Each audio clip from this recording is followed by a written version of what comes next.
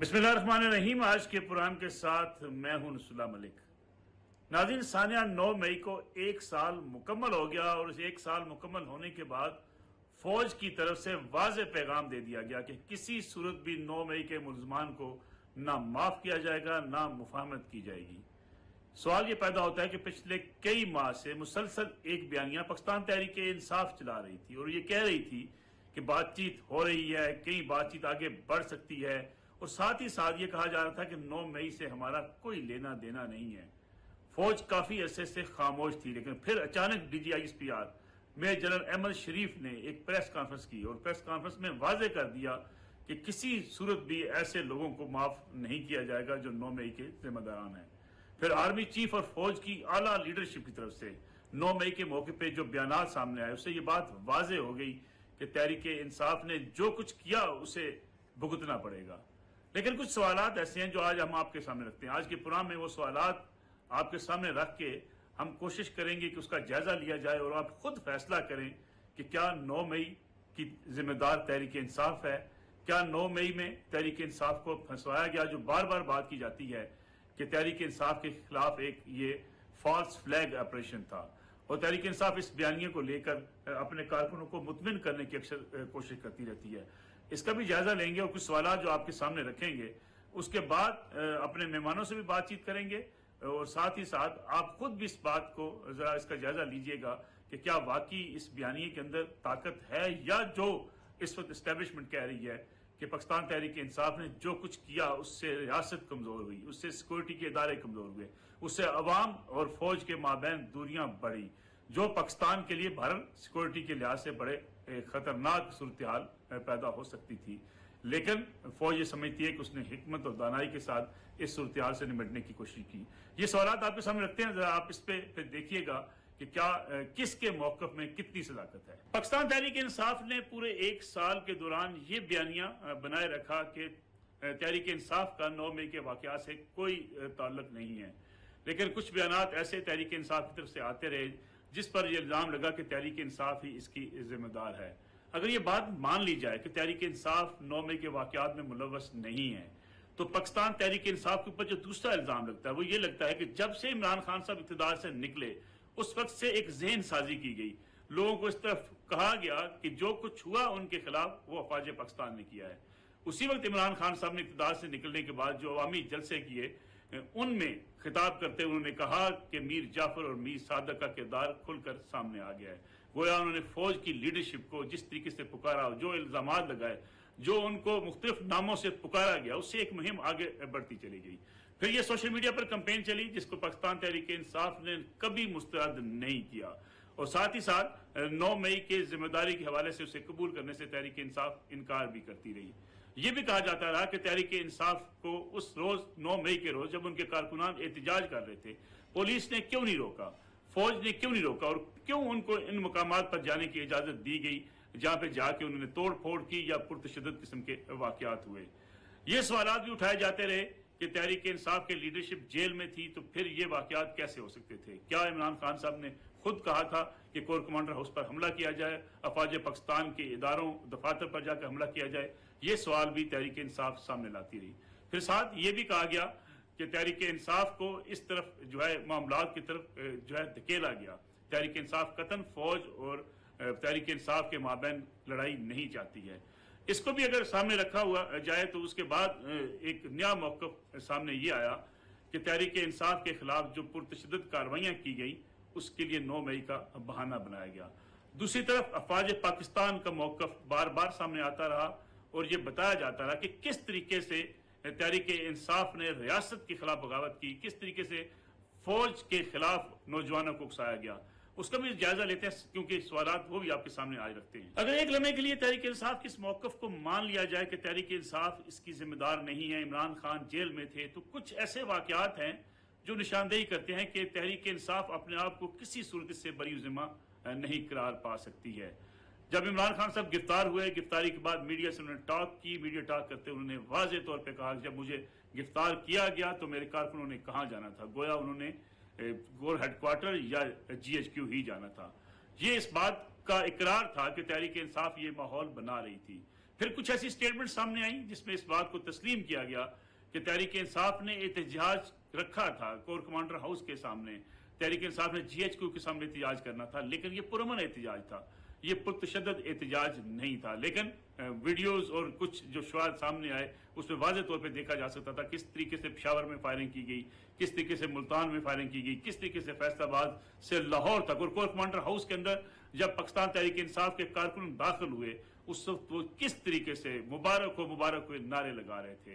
फिर साथ ही साथ जो बदलते हुए बयानात हैं तहरीक इंसाफ के, तहरीक इंसाफ इसको अपनी फतह करार देती रही, सोशल मीडिया पर एक भरपूर कैंपेन चलाएगी जिसमें यह कहा गया कि पहली बार तहरीक इंसाफ के कारकुनान ने इस्टेब्लिशमेंट को टक्कर दी है और ये साबित किया है कि इस्टेब्लिशमेंट का सियासत में कोई किरदार नहीं होना चाहिए।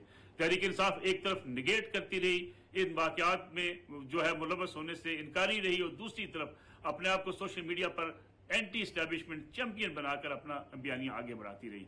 इन हालात में कैसे इस्टेब्लिशमेंट आज की फौज की लीडरशिप ये बात मान ले कि इन सारे वाकयात के पीछे तहरीक इंसाफ नहीं थी। कुछ ऐसे अकाउंट्स थे जिनसे बाकायदा मुहिम चलाई गई, सोशल मीडिया की कैंपेन चलाने वाले तहरीक इंसाफ के अपने रहनुमा थे जिन्होंने मुसलसल ये प्रोपेगेंडा किया कि इस वक्त जो है वो फौज के खिलाफ एहतजाज किया जाए, फौज की लीडरशिप को तनकीद का निशाना बनाया जाए, फौज की लीडरशिप की किरदार कुशी की जाए। और बहुत से ऐसे अकाउंट्स मुल्क के बाहर से उन ममालिक से चलाए गए जो पाकिस्तान के मुखालफ करार दिए जाते हैं। इसी तरीके से तहरीक इंसाफ ने जिस सोशल मीडिया का मुहिम का आगाज किया था, बार बार ये कहने के बावजूद कि वो मुहिम बंद कर रहे हैं, ये मुहिम बंद ना की गई। तहरीक इंसाफ ने एक और मौक़िफ़ इख्तियार किया कि अगर हम मुजरम थे तो हमें सजाएं क्यों नहीं दी गई, अदालतों में मामला पेंडिंग पड़े हैं।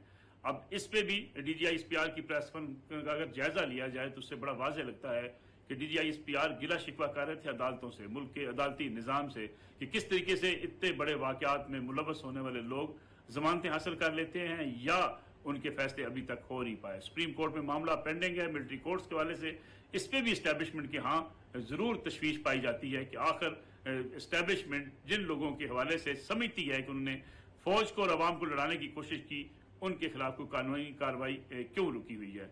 दूसरी तरफ देखा जाए अगर एक साल के बाद जिस किस्म के फौज ने अपने मौक़िफ़ का इजहार किया है, फौज ने दो टोक जो मौक़िफ़ इख्तियार किया है, उससे अब सवाल पैदा होते हैं। क्या तहरीक इंसाफ के लिए सियासत बंद गली में जा चुकी है?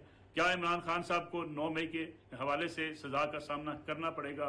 क्या तहरीक इंसाफ के साथ डायलॉग हो सकेगा? क्या तहरीक इंसाफ डायलॉग के लिए इस्टेब्लिशमेंट से बातचीत करने की कोशिश करेगी?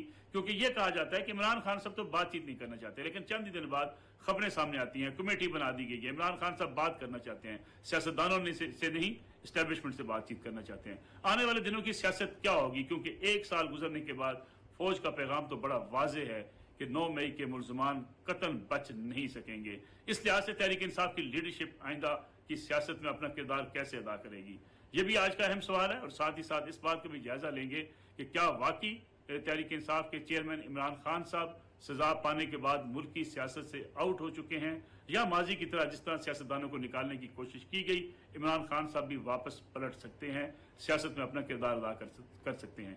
इसका भी जायजा लेंगे। मेरे साथ आज मौजूद है, बड़ा ही मोअज़्ज़ज़ पैनल मौजूद है।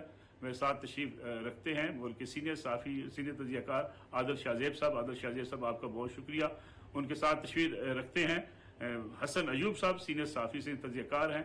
और आज के प्रोग्राम में हमारे साथ शरीक गुफ्तगू होंगी किरण नाज साहबा, सीनियर एंकर पर्सन है। किरण नाज साहब आपकी तरफ आता हूँ। किरण नाज साहबा, बहुत शुक्रिया आपका प्रोग्राम में वक्त देने के लिए। ये बताइएगा कि जो कुछ हुआ, फौज ने जिस किस्म के रद्दमल का इजहार अब कर दिया है, बड़ा वाज़ेह पैगाम दे दिया है। एक साल मुकम्मल हुआ, 9 मई के हवाले से मुख्तलिफ बयानियाँ सामने आते रहे, कहा जाता रहा 9 मई में PTI मुलव्वस नहीं है। फौज की तरफ से वाज़ेह ये कहा गया कि फौज को और अवाम को लड़ाने की कोशिश PTI ने की, एक बयानिया बनाया गया, जेन साजी की गई, और उस जेन साजी के नतीजे में 9 मई के वाकयात हुए, नौजवानों को बरगलाया गया, सोशल मीडिया पर जिस तरीके से फौज की लीडरशिप पर तनकीद की गई, किरदार कुशी की मुहिम चलाई गई। आपको लगता है कि अब जो है फौज का ये मौक़िफ़ जो है बड़ा वाज़ेह मौक़िफ़ तहरीक इंसाफ के लिए मुश्किलात पैदा कर सकता है? बहुत शुक्रिया आपका मलिक साहब। सबसे पहले तो मैं शुक्रगुजार हूँ कि आपने मुझे अपने शो में इनवाइट किया। आप वो शख्सियत हैं, उन सहाफ़ियों में से हैं जिनको देख देख के हम सीखते रहें, और आज आपके शो में बैठने को तो मैं ये एक एजाज़ की बात समझती हूँ। बहुत शुक्रिया आपका सबसे पहले इसके लिए।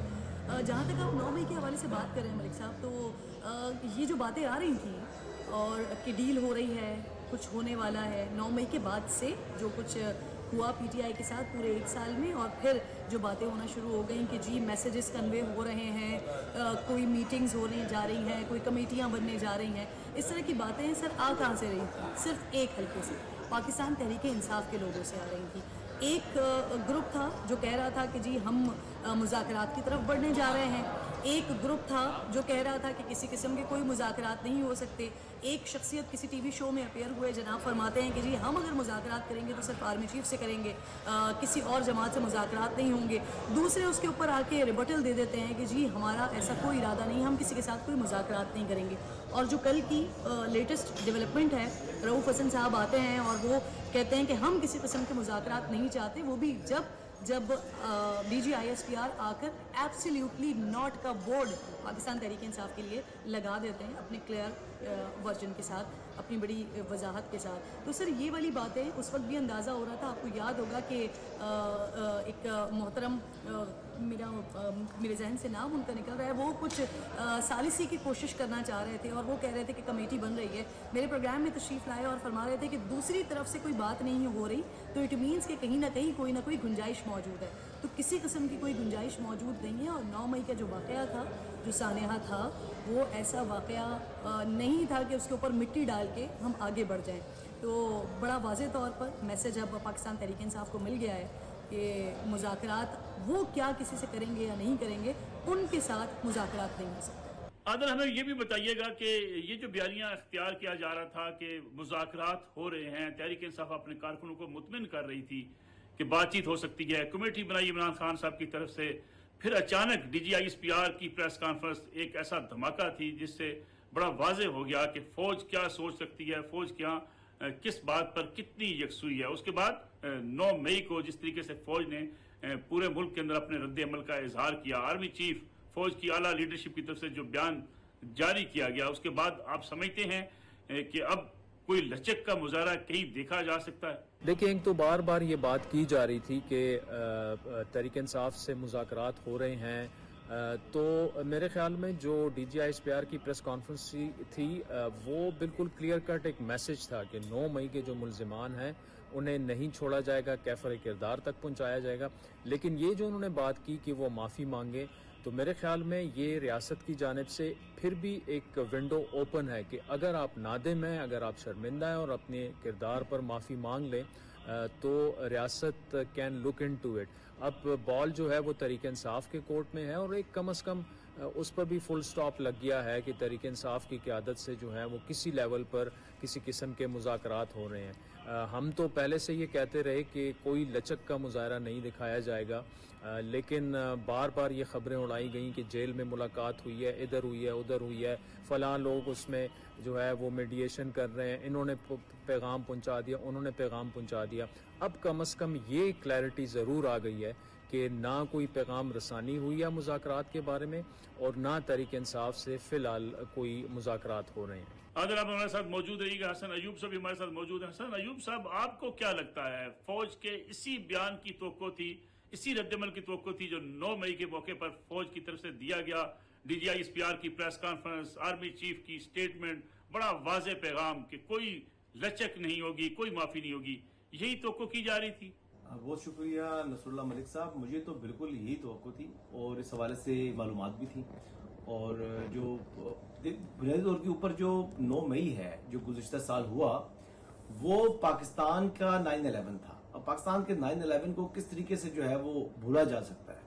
और जो लोग ये समझ रहे थे कि अदालतों से कुछ लोगों को जो कि 9 मई के मुल्ज़िमान हैं उनको जमानतें मिल चुकी हैं, तो उनको शायद रिलीफ मिल चुका है, तो उनके लिए बिल्कुल जी उनको रिलीफ जरूर मिला है, लेकिन वो आर्जी रिलीफ मिला है।